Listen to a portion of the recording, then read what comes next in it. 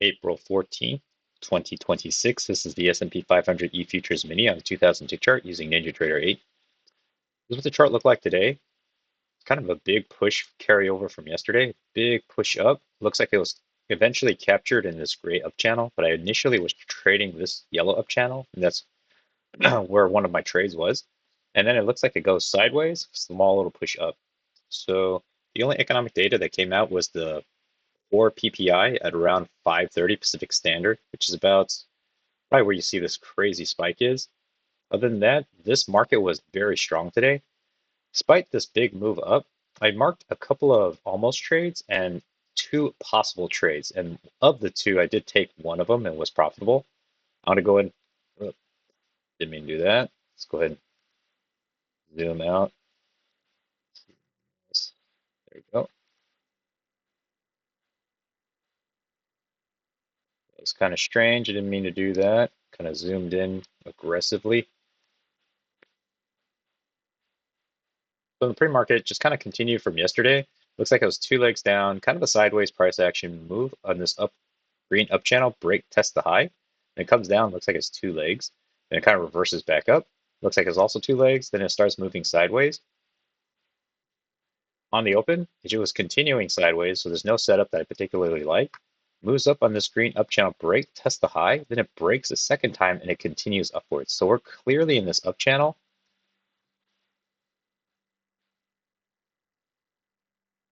Okay, so initially I had this yellow channel drawn. So it's one touch, two touch, three touch. When it hit here, that's where I established this is a true valid trend line. And then I try to match the high side with a channel, but you only have really one touch confirmation right here, no matter how much you try to adjust it. It does show up and give you a second touch confirmation here. So ignore this gray one. I'm just gonna go ahead and make it transparent for now. Because it didn't exist yet, so it never colored it in. So I'm playing this yellow up channel. It looks like it creates and touches the high. It looks like it's two legs down, one leg down, pull back, second leg. I like the two legs down, bounce off the EMA, bounce off the support area, and I also like this as a strong engulfing bar. So I thought this was a possible trade. Unfortunately, I wasn't super sure of it because I was concerned that it could be entering this channel where this could be the high side or this could be the high side. Now there is just enough room for maybe a 1 point scalp. So I was thinking 6 ticks at the time. Later on the second trade, I do just go for 4 ticks because I'll explain later that I wasn't 100% sure that prices wouldn't run into a resistance. So I left this as a possible trade. You have to go a little bit smaller profit target though. Starts moving sideways. There are second entries here, technical counts, but they're not necessarily clean setups. So I left those alone. Starts moving up. It confirms this yellow up channel again. So I like that. Pushing to the high side. There's no way to enter here. It hits the high of day, or it's making successive high of days. It breaks out of the screen up channel, makes one attempt, and it looks like it's going to start to make a second attempt here. It also does look like two legs back with a bounce off this support area, bounce off the EMA, and enough room. Technically, there's just enough room for a 6 tick scalp, but I was concerned that I might actually have some trouble running into here because this is making slightly lower each time. So here I decided I only was going to go for a 4 tick 1 point scalp. Now, usually I like to go for 6 ticks. That's kind of what I've been looking at trades for. But I saw this as a decent setup, but wasn't too confident in getting 6 ticks, so I just went for 4 ticks.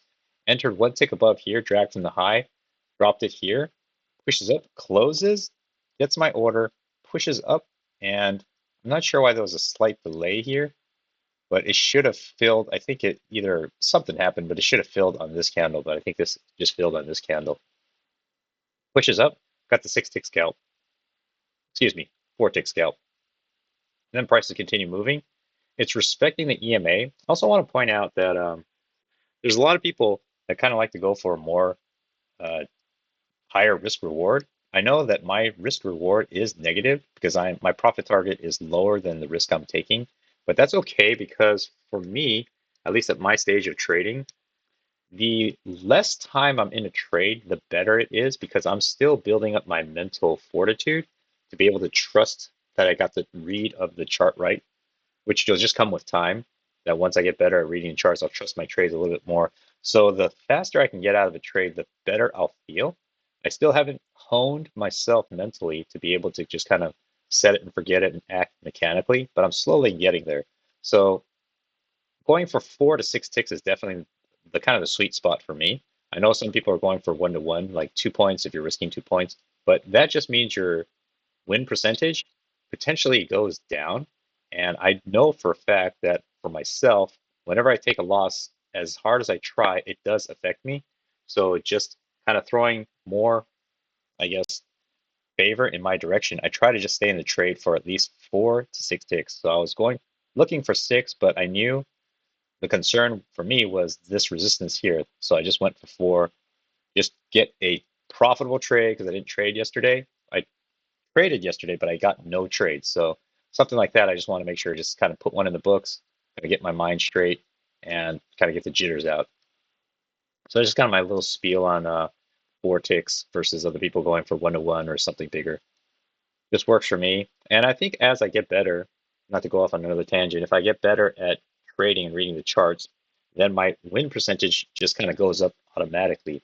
And when it does, then I'll be better able to kind of filter out the good trades from the bad and probably start bumping up the profit target, in which case I'll probably drop the bad trades, ideally, and be taking fewer trades, which I've kind of noticed in my own trading, taking fewer trades, but it's slightly better setups. But I still fall for traps and fall for poor setups. So that just kind of gets hammered out with time.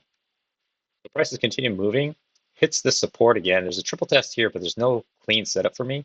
Pushes up, breaks of this green up channel, pushes back down, hits here. So once it kind of breaks out of this yellow up channel, tests the high, comes back down, and continues moving up.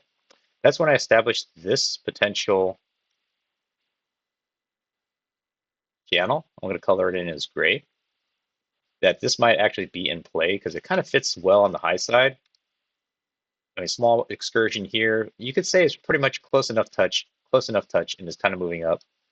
And I saw this and I couldn't really see it cleanly as one leg pullback, second leg. So it looks like it's just one big leg.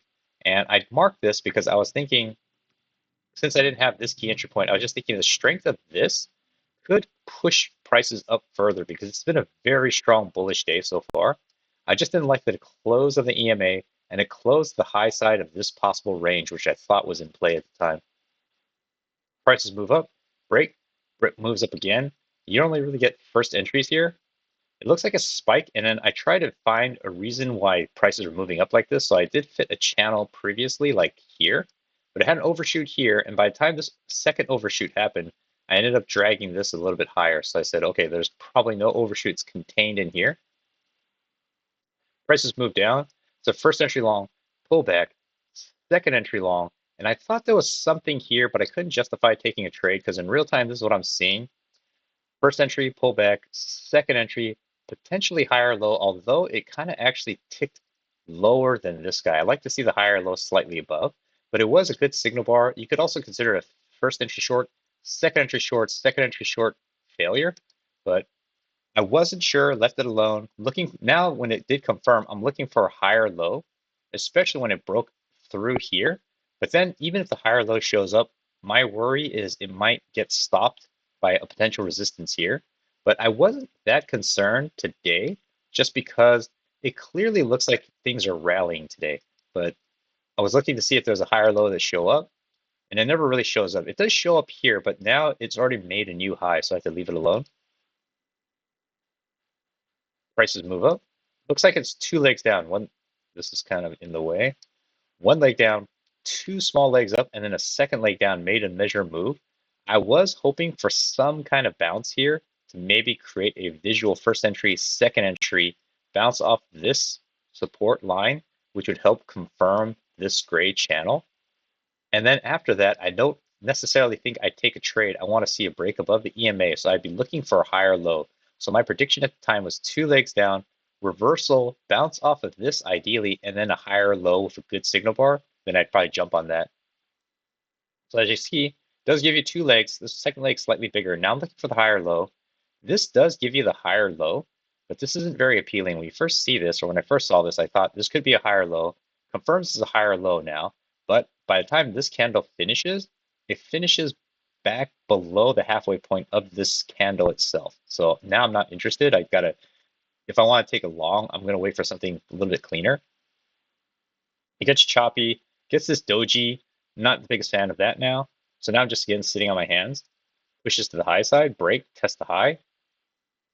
Kind of creates a new high. First entry, pull back, second entry, no clean break.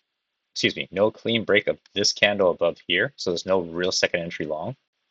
You do get your second entry long here. It looks like one leg pull back, second leg, but now I want a higher low. There's no higher low that shows up, and it starts reversing back down. Starts reversing back down. This big move here. This is some pretty spiky price action because these candles are, relatively speaking, large for the day. But in hindsight, they're small because they're only like 3 to 4 points. But with respect to what's been happening throughout the day, they're considered kind of big because on another day, these would be just tiny. So just keeping that into perspective, I just watched prices move down, break. Looks like it was two legs up. That's kind of like through these measured moves. Here, bouncing correct, bouncing, kind of snapping incorrectly. So it's roughly here. I was expecting a move to the high side. It does kind of get there, so it does look like two clean legs up, and I was really hoping for a lower high here. I would watch this one close. I was hoping this red candle that I had marked with an arrow would tick one above and then flush down, but it just made a double top flush down. So I thought if this had only just kind of ticked above, then it would have been a possible trade for me to try to take. But unfortunately, it doesn't do that. Hits the low side, rallies up, break, test the high, breaks, continues moving up. So now, at the time, I was thinking, do I expand this channel to something like this, which kind of fits? But now I'm looking for a break, which you do get, makes one attempt up. This could be maybe a second attempt, but looking at the time of day, it wasn't that much much time left to try to find a trade. So I just kind of left it alone at that point. I'm pretty grateful for my one trade that I did take just for 1 point or 4 ticks instead of my usual target of 6, which I'm okay with.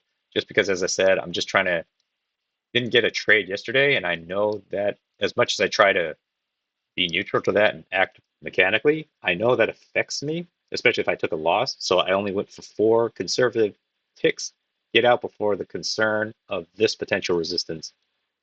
And then there was a possible trade here. Unfortunately, I didn't take it. So hopefully that was helpful.